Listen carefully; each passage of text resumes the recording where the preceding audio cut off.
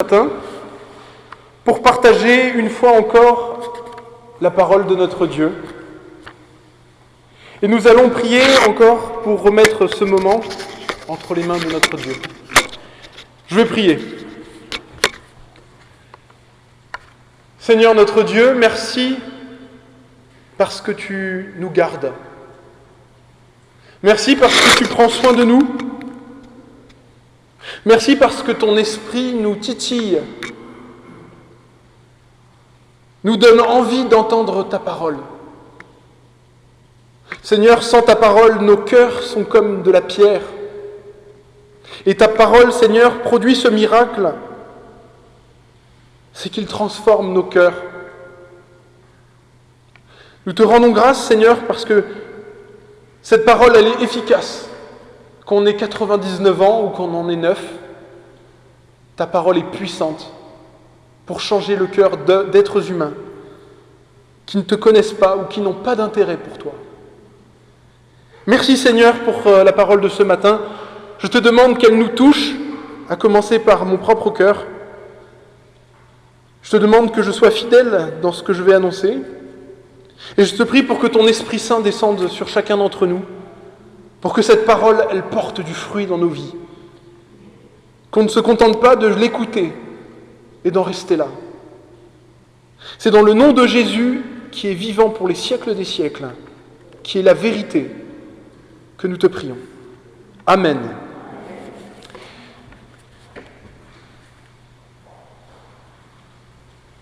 Alors nous poursuivons le temps de l'Avent. Et nous avons examiné dans les dernières semaines certaines prophéties du livre d'Ésaïe. Et jusqu'à Noël, nous allons avancer dans ce livre d'Ésaïe et nous attarder sur quelques prophéties, il y en a beaucoup plus que cela, qui s'y trouvent. Et alors pour expliquer un peu le contexte, le prophète Ésaïe était un prophète qui vivait dans le royaume de Juda, qui était un royaume du peuple hébreu. Et ça se situait à l'époque, on était en 720 avant Jésus-Christ. Donc c'était il y a 2700 ans, donc ça fait un certain temps. Et c'était une époque très compliquée pour les Hébreux. C'était une époque difficile parce que le peuple hébreu s'était, on va dire, assoupi spirituellement. La masse des gens, le grand nombre, s'était détourné de Dieu. Et même les successeurs du roi David, les enfants du roi David, qui étaient les rois de l'époque, eh bien, ils étaient soumis, ils étaient des vassaux des autres grands rois autour. Donc, quand ils avaient des problèmes, au lieu de regarder à Dieu, ils regardaient à l'empereur de Babylone, ou alors ils regardaient au pharaon, et ils demandaient de l'aide, et pour ça, ils étaient même prêts à sacrifier aux dieux étrangers. Et donc la situation était catastrophique, parce qu'une très grande partie des Hébreux était en train de changer de religion et d'adorer les dieux des pays voisins, qui étaient des idoles, des démons, et non pas le vrai Dieu. Et dans le passage que je vais vous lire, le prophète Ésaïe, juste avant le passage que je vais lire, vient de donner une prophétie terrible. Il vient de dire aux Hébreux qu'un jugement va s'abattre sur le royaume de Juda et d'Israël. Autrement dit, sur le pays hébreu. Et que ça va être comme si un feu terrible s'était abattu sur une forêt. Et que quand ce temps de colère sera passé, eh bien, il ne restera pas grand-chose de la nation hébreu. Que les Israélites, après ce temps de jugement et de colère de Dieu qui va s'abattre sur leur nation, à cause de leur péché et de leur apostasie, eh bien, il restera que les troncs. Ce sera comme une forêt qui a brûlé et il reste que les souches. Et voilà la prophétie, heureusement, que Ésaïe donne juste après. Et là, je vous lis le passage. On se trouve à Ésaïe, chapitre 11, et je vais lire du verset 1 à 12. Je lis. Puis, un rameau sortira de la souche de Jessé. Un rejeton de ses racines refleurira. L'esprit de l'Éternel reposera sur lui, esprit de sagesse et de discernement, esprit de conseil et de puissance, esprit de connaissance et de crainte de l'Éternel. Il prendra plaisir dans la crainte de l'Éternel, il ne jugera pas sur l'apparence, il n'adressera pas de condamnation sur la base de ce qu'il a entendu. Au contraire, il jugera les faibles avec justice. Il corrigera les malheureux de la terre avec droiture. Il frappera la terre par sa parole, comme par un coup de bâton. Et par le souffle de ses lèvres, il fera mourir le méchant. La justice sera comme une ceinture autour de sa taille, et la fidélité sera une ceinture sur ses hanches. Le loup habitera avec l'agneau, la panthère se couchera avec le chevreau, le veau, le jeune lion et le bétail qu'on engraisse vivront ensemble, et un jeune garçon les conduira. La vache et l'ours auront le même pâturage. Leurs petits auront un même enclos. Le lion mangera de la paille, comme le bœuf. Le petit enfant s'amusera à jouer avec le nid de la vipère. Le petit enfant mettra sa main dans la grotte du cobra. On ne commettra plus ni mal, ni destruction sur toute ma montagne sainte, car la terre entière sera remplie de la connaissance de l'Éternel, tout comme le fond de la mer est recouvert par l'eau. Ce jour-là, la racine de Jessé, dressée comme un étendard pour les peuples, sera recherchée par les nations. Son lieu de résidence sera glorieux. Ce jour-là, le Seigneur interviendra de nouveau pour racheter le reste de son peuple. Ceux qui sont restés en Assyrie et en Égypte, à Patros et en Éthiopie, à Élam et à Shinéar, à Hamath et dans les îles de la mer. Il dressera un étendard pour les nations. Il rassemblera les exilés d'Israël. Il réunira les dispersés de Juda, des quatre coins de la terre. Voilà jusqu'à là la lecture de la parole de Dieu. Alors c'est un passage un peu compliqué parce que nous, on vit 2700 ans après cette époque. Et en plus de ça, quand on parle entre vous et nous, on ne parle pas comme ça. Donc c'est un langage un peu imagé, qui est ce qu'on appelle le langage prophétique, qui utilise des images. Et donc c'est difficile à comprendre. Donc si vous avez été un peu perdu pendant cette lecture, je vous rassure, c'est normal. Voilà. Alors pour resituer, dans le livre d'Ésaïe, on se trouve dans une séquence où depuis plusieurs chapitres, on nous parle de quelqu'un. En Ésaïe, au chapitre 7, le prophète Ésaïe avait donné cette prophétie et avait dit « Un jour viendra un descendant du roi David et il naîtra d'une vierge, d'une femme non mariée qui n'a pas eu de rapport sexuel. » Puis, et il avait dit « Cet enfant ramènera la paix. » Ensuite, quelques chapitres plus tard, au chapitre 9, il avait dit « Les ténèbres sont partout sur la terre, mais la lumière vient parce qu'un enfant nous est né, un fils nous est donné.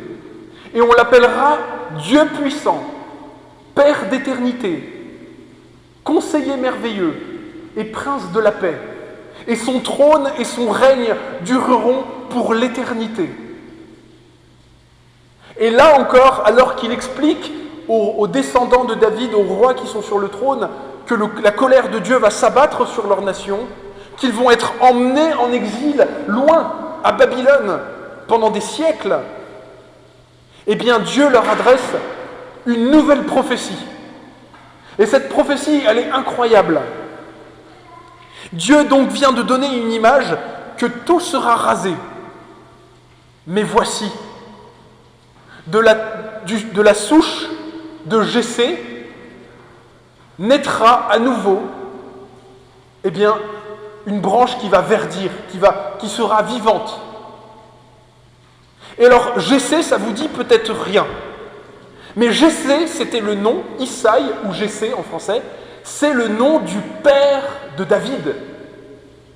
Et ce qui est intéressant, c'est que David, lui, quand il est né, le roi David, qui a été un des premiers rois d'Israël, après Saül, eh bien, le père de David n'était pas roi. Et David a eu comme fils Salomon, Salomon a eu un autre fils, etc. Et les enfants de David, eh bien, ont été des rois de plus en plus mauvais. Et donc, ce que le prophète est en train de dire, c'est qu'il va advenir un jugement de Dieu qui, pendant des siècles et des siècles, va enlever au trône de David la royauté. Les descendants de David ne seront plus rois, jusqu'à un moment où viendra un roi particulier. Et là, je vous demande de bien écouter les caractéristiques de ce roi. Il nous dit que ce roi sera juste. Il jugera, mais il ne jugera pas comme jugent les autres rois. L'esprit de l'Éternel reposera sur lui, esprit de sagesse et de discernement, esprit de conseil et de puissance, esprit de connaissance et de crainte de l'Éternel. Il prendra plaisir dans la crainte de l'Éternel. Il ne jugera pas sur l'apparence. Il ne condamnera pas sur la base de ce qu'il a entendu. Et il jugera les faibles avec justice et corrigera les malheureux de la terre avec droiture.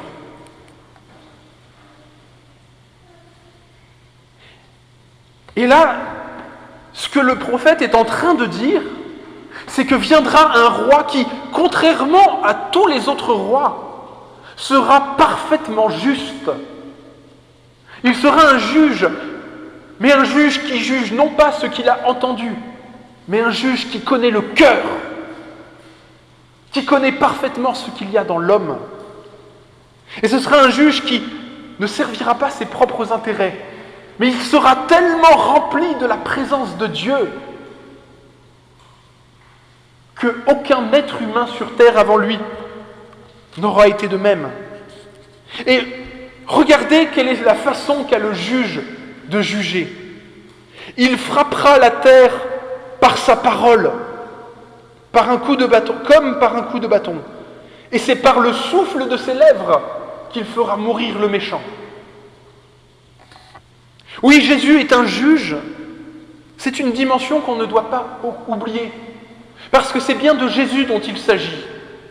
Il jugera ceux qui ne se sont pas repentis, ceux qui ont persévéré dans leur révolte contre Dieu, ceux qui se sont conduits jusqu'au bout, comme des prédateurs ou des animaux. Et j'attire votre attention sur le fait que la façon qu'a ce roi qui est prophétisé de tuer ses ennemis, ce n'est pas par l'épée, comme les rois de la terre, mais c'est uniquement par sa parole.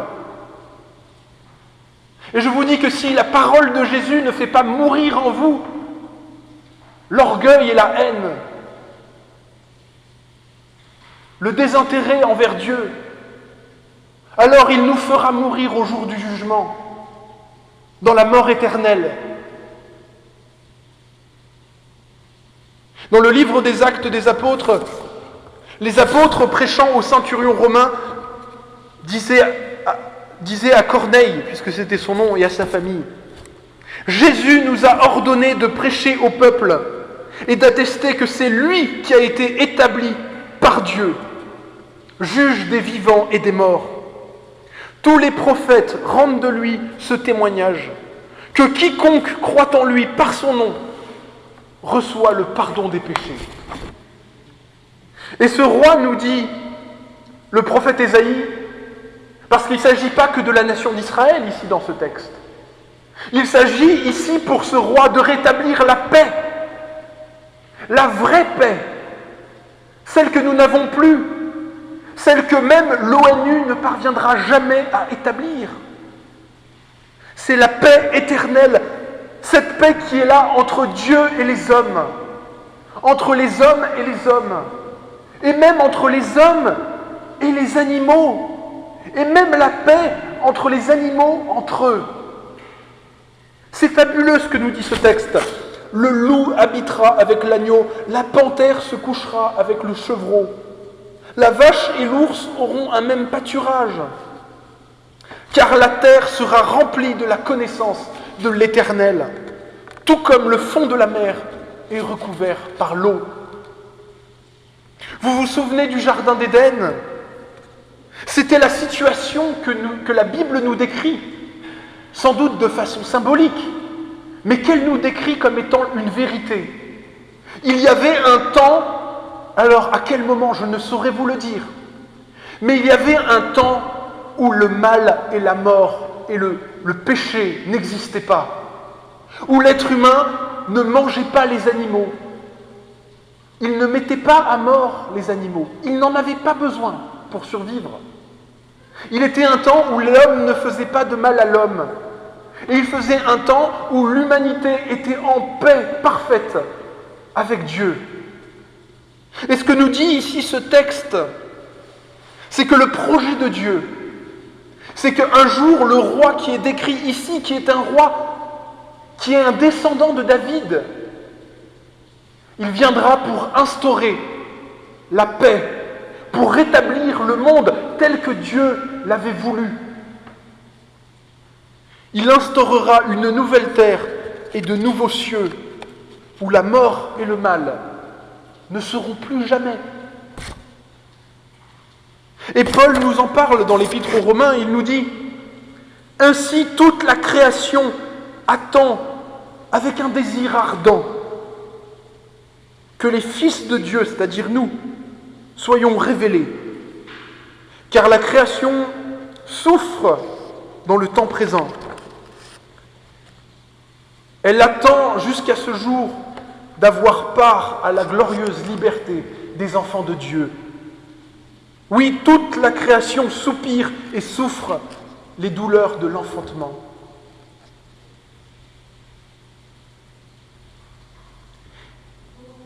Et encore une fois, ce texte que je vous ai lu de Ésaïe nous parle aussi d'une dimension absolument incroyable et qui nous concerne nous directement. Nous qui sommes rassemblés ici. Je vous relis ce passage. Ce jour-là, la racine de Jessé, dressée comme un étendard pour les peuples, sera recherchée par les nations. Et son lieu de résidence sera glorieux. Ce texte, voyez-vous, a été donné à une époque, il y a 2700 ans, où la nation hébraïque était en train d'abandonner complètement l'Éternel, le Dieu de l'univers. Presque plus personne ne croyait en Dieu. Les successeurs du roi David se prosternaient devant les rois de la terre, devant les nations païennes. Les enfants de David se prosternaient devant le Pharaon. Et les Hébreux faisaient des sacrifices à Baal et aux dieux des païens et des nations voisines. Et ce que ce texte, 2700 ans avant nous dit, dans ce contexte absolument terrible, ce que Dieu est en train de prophétiser, c'est que viendra un jour où toutes les nations de la terre entendront parler du Dieu d'Israël. Viendra un jour où même les rois de la terre se prosterneront devant un descendant de David. Et c'est ce qui s'est produit dans l'histoire. Ça, les Hébreux de l'époque ne pouvaient pas l'imaginer. Et il y a un seul Dieu qui est capable de faire des prophéties qui s'accomplissent à 2000 ans d'intervalle, de façon aussi précise. C'est le vrai Dieu. C'est le créateur de l'univers qui connaît le temps et l'espace. Oui, les rois de la terre se sont prosternés, pour certains d'entre eux en tout cas, devant Jésus, le fils de David, le Christ, le Messie. Parce qu'il n'y a que lui qui a réalisé cette prophétie incroyable. Il n'y a que lui et que par son nom que le nom du Dieu d'Israël a été connu dans le monde entier. Que le Dieu de la Bible est connu. Ce Dieu qui n'était à la base connu que de Abraham, alors que la terre entière était soumise à l'idolâtrie et à l'adoration de démons et de fausses idoles.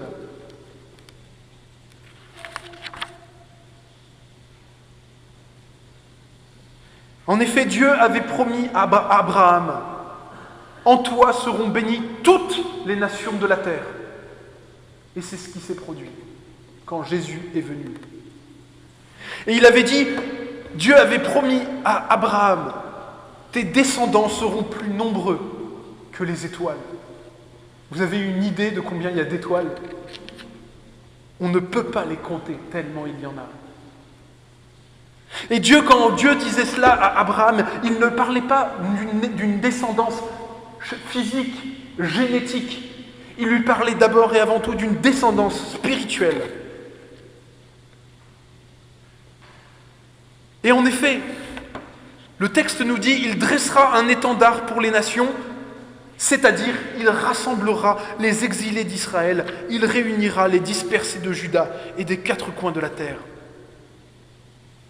Oui, tous ceux qui sont spirituellement enfants d'Abraham, d'Isaac et de Jacob, parce qu'ils croient dans le vrai Dieu révélé à Abraham, Isaac et Jacob, ceux-là sont les enfants de Dieu. Et Dieu les rassemblera au jour venu dans la Jérusalem céleste auquel nous sommes invités.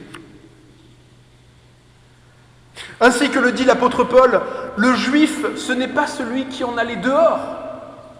Le juif, c'est celui qui l'est intérieurement. Et la circoncision, la vraie circoncision, c'est pas celle qui compte, ça n'est pas celle de l'extérieur, de la chair, nous dit Paul en Philippiens 3, mais c'est celle du cœur selon l'esprit et non la lettre. Et encore, Paul dit à propos des païens et des juifs qui ont cru en Jésus, il leur dit, les circoncis, c'est nous qui rendons à Dieu notre culte par l'Esprit de Dieu et qui nous glorifions en Jésus-Christ. Je sais que c'est une... Je tiens à corriger cela parce que il y a une interprétation très populaire dans les milieux protestants ou évangéliques qui voudrait que l'accomplissement de ces prophéties qui parlent du retour des exilés d'Israël et de Juda s'est accompli en 1948 quand l'État d'Israël a été créé. Eh bien, je crois personnellement, sur la base de l'accomplissement et de la façon dont les textes de la Bible sont interprétés, que c'est une mauvaise interprétation. Les rassemblés de Juda et d'Israël, ce sont tous les Juifs qui ont mis leur confiance en Jésus. Et c'est aussi nous les païens, nous qui sommes nés de Gaulois ou de Germains ou de je ne sais quel peuple ailleurs, et qui avons mis notre confiance en Jésus. Nous sommes, à titre égal, considérés par Dieu à égalité. Et nous revenons dans la Jérusalem céleste que Dieu a promis à la fin de l'histoire. Nous sommes vraiment le peuple de Dieu sur la terre, ainsi que les prophéties le disaient, notamment le prophète Zacharie qui avait dit 700 ans encore avant la venue du Christ, pousse des cris d'allégresse et réjouis-toi, fille de Jérusalem, car voici moi l'Éternel, je viens et j'habiterai au milieu de toi. Beaucoup de nations s'attacheront à l'Éternel en ce jour-là et deviendront mon peuple. Et deviendront mon peuple. Et j'habiterai au milieu de toi, et tu sauras que l'Éternel des armées m'a envoyé vers toi. L'Éternel est venu habiter au milieu de nous en Jésus, et les nations de la terre ont entendu parler du vrai Dieu. Alors maintenant, qu'est-ce que ce texte a à nous dire pour nos vies? Comment est-ce qu'on peut appliquer et comprendre des choses à partir de cela? La première chose, c'est que ce texte nous décrit les conséquences du péché. Il nous parle des animaux. Avez-vous remarqué comment le monde animal est cruel et impitoyable? Dans le monde animal, le plus fort domine et profite de tout avantage qu'il a pour dévorer le plus faible, pour s'étendre et écraser les autres. Mais à combien plus forte raison les êtres humains sont pires que les animaux? Parce que les animaux, la plupart du temps, le font par nécessité. Mais les hommes commettent le mal et le péché le plus souvent par plaisir. Et ce texte nous dit qu'à la fin viendra un jour où il y aura un jugement. Oui, les hommes devront rendre un jour compte pour le mal qu'ils ont fait. Et si vous n'avez pas donné votre vie à Dieu, si vous n'avez pas reconnu le fait que sans Dieu vous n'avez rien, si vous n'avez pas placé votre confiance dans le Christ que Dieu a promis et a donné conformément aux prophéties, et qui est la seule voie par laquelle nous pouvons être sauvés, alors vous serez jugés selon la justice divine.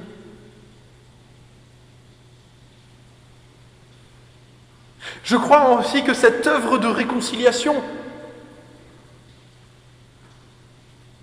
elle a déjà commencé dans l'Église. Bien sûr, nous ne voyons pas encore des loups et des agneaux manger ensemble de l'herbe. Un jour viendra où les choses se passeront comme ça. Mais nous voyons déjà des choses qui ont changé. Nous voyons déjà que des gens qui n'ont rien en commun, qui viennent de nations différentes, qui ont des caractères différents, se rassemblent ensemble par la seule chose qui compte, autour du seul nom qui a vraiment de la valeur, Jésus. Et Jésus installe dès maintenant la paix. Cette paix, il la travaille, il envoie son esprit. Et il nous appelle à établir entre nous et dans nos familles la paix. L'Église, c'est le lieu où Dieu commence déjà à envoyer sa grâce. Et si nous sommes chrétiens, nous sommes appelés à vivre cette réconciliation. Nous devons aimer des gens différents. Nous devons aller vers des gens qui ne nous ressemblent pas. Il y a peut-être des gens dans l'Église que vous trouvez pénibles. Eh bien, Dieu vous les donne. Il vous les donne comme frères et sœurs.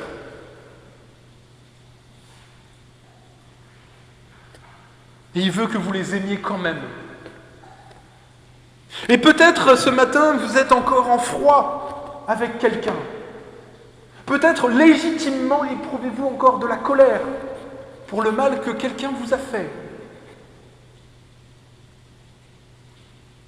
Mais le Seigneur vous dit ce matin, réconciliez-vous. Peut-être que le pardon que vous accorderez ne sera pas reçu, mais ouvrez quand même la porte. Dites à l'autre, tu m'as fait du mal, mais je te pardonne. Je ne t'en veux plus. Je ne désire pas qu'il t'arrive malheur, et je te veux du bien. Peut-être ne parlez-vous plus à quelqu'un depuis de longues années. Essayez de dire quelque chose. Envoyez un petit message. Faites un petit pas vers la paix. Cette paix que Dieu vous a donnée et qu'il veut que vous transmettiez aux autres. Ainsi donc, je vous laisse avec 2 sujets de réflexion pour la semaine, en ce temps de Noël. Une des questions, c'est: y a-t-il des personnes dans l'Église ou dans vos familles que vous méprisez à cause de leur arrière-plan? Ou y a-t-il des domaines dans votre vie où vous maltraitez plus faible que vous, où vous profitez d'un avantage que vous avez pour consciemment dominer sur quelqu'un d'autre, pas pour son bien? Alors je vous dis, repentez-vous, demandez pardon à Dieu et changez de façon d'agir. Et la deuxième application, je vous l'avais entendu, s'il y a des gens avec qui vous devez vous réconcilier, je vous en prie, réconciliez-vous. Demandez au Seigneur de vous aider, parce que ce n'est pas facile. Et il vous donnera la force. Et si ça ne marche pas, tant pis. Mais au moins vous aurez fait ce que vous aviez dû faire.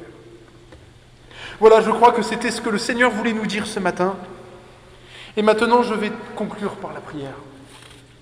Prions.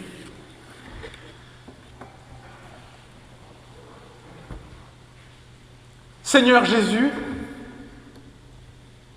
toi tu es le roi. Tu es le roi qui ne règne pas comme les autres rois. Ta puissance, Seigneur, elle ne vient pas de ton épée. Elle ne vient pas, Seigneur, de ton coffre, de ton compte en banque. Elle ne vient pas de tes chars d'assaut. Non, Seigneur, ta parole et ton esprit, c'est là ta puissance. Plus efficace pour faire des révolutions et pour établir la paix que toutes nos armes. Plus puissante pour nous sauver que tous nos efforts ne l'auraient fait. Seigneur, merci parce que tu es le seul qui établira vraiment la paix un jour sur cette terre. La paix avec Dieu et la paix entre nous. Et même la paix avec le monde animal. Merci Seigneur de ton amour pour ta création. Merci parce que malgré notre rébellion et le mauvais usage de notre liberté, tu ne nous as pas abandonnés. Toi, le Dieu de l'univers, mais tu t'es révélé à l'humanité et tu continueras de le faire, ainsi que tu l'affirmes dans tes prophéties. Même les îles les plus lointaines de la terre entendront parler de toi. Gloire à toi, Seigneur. Nous attendons ton retour pour voir un jour le loup et l'agneau manger ensemble dans le même pâturage, dans un monde où la présence de Dieu remplira l'univers. Gloire à toi, Seigneur notre Dieu. Amen.